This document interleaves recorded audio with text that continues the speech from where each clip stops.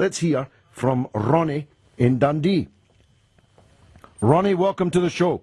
Yeah, good. Welcome back, George. I'll say that with sincerity for you. I do wish you all the best in your show again, and I hope you've got the longevity even, and you stick around for a few more years like the last time. But I have to say I disagree with a good, 80% of your politics, George, and I have to agree with one of the texters there. I think you're back just in time. I agree with your friends in the Muslim faith. You seem to have that way where you just come on and for some reason everything seems to go in the favour of the Muslim community with you.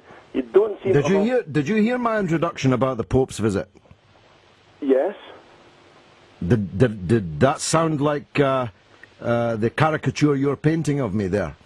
Well, that doesn't really interest me. I'm concerned. There isn't a problem, as far as I could see, that is as demanding as the one with the situation that's boiling in America at the moment. You've got, I'll admit, an idiot pastor in Florida, but he's only an idiot because people are being forced into these stupid things because it's just so much one-way traffic, George. And people like you are to blame for this. You seem to talk and talk and talk up these people all the time.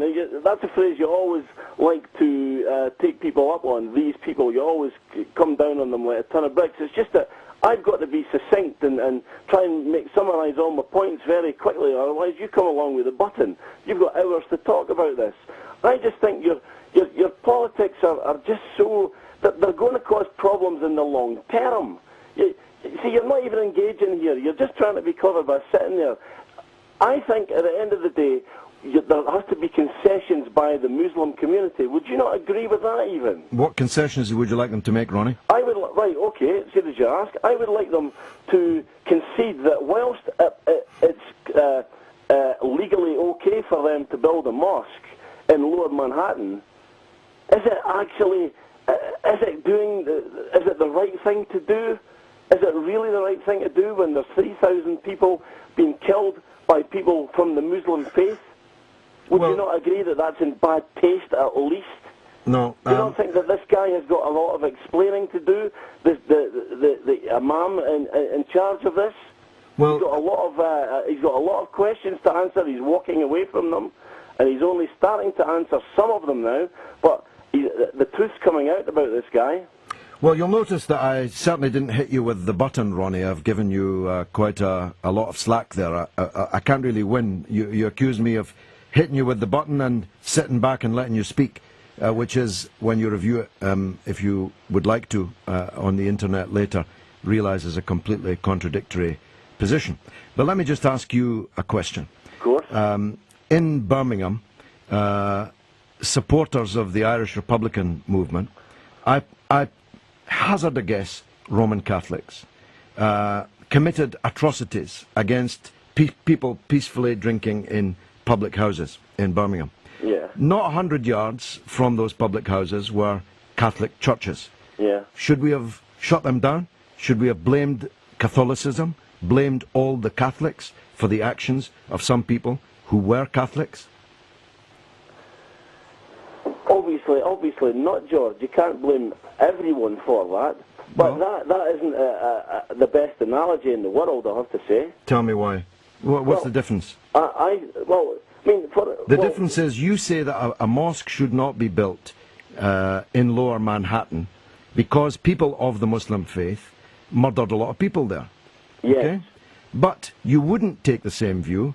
In fact, you were momentarily stumped at the idea that the Roman Catholic on my mind, George. Well, but the Catholic Church could not be blamed for the actions of individual Catholics. But George, why should in Islam? The Catholic faith would be condemning it. You don't hear of many Muslims coming out and condemning their own. That's completely false. That's completely false. No, I'm just saying in general, George. There isn't so many people coming out and saying we're.